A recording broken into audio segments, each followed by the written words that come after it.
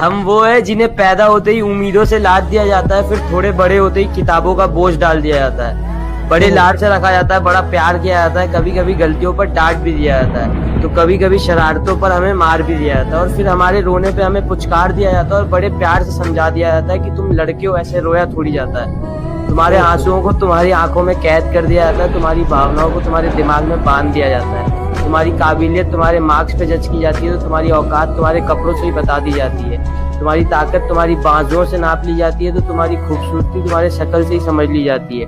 तुम्हारी नाकामयाबी पर तुम पर हंसा जाता है, तो तुम्हारी सफलता पर किस्मत का टैग लगा दिया जाता है, तुम्हारे प्यार को कितना इजीली चुतियापा कह दिया जाता है, तो तुम्हारी की गई चीजों को पागलपन समझ लिया जाता है, तुम्हारे दिल टूटने पर हाथ में मदिरा थमा दिया जाता है, तो तुम्हारे अधूरे प्यार को कटवा लिया का टैग दे दिया जाता है, तुम्हारे फीलिंग्स का गला घोट दिया जाता है, तुम्हारे इमोशंस को फांसी पर चढ़ा दिया जाता है, और बड़ी सरलता के साथ कह दिया जाता है कि तुम लड़के हो, ऐसे टूट